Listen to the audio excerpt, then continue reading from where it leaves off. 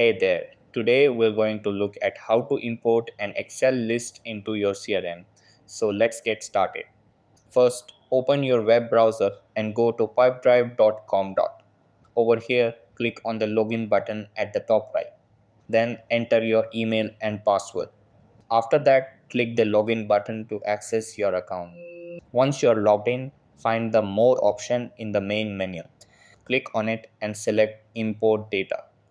Then click on Upload Spreadsheet. Make sure your Excel file is saved in XLSX or CSV format. After that, upload your file. Over here, you'll be taken to the Fix Fields page. Match your spreadsheet columns to the CRM fields. Once that's done, click Next. Then click on Merge Data to avoid duplicates. Finally, click on Start Import to begin importing your list. And that wraps it up. Appreciate you watching. See you in the next.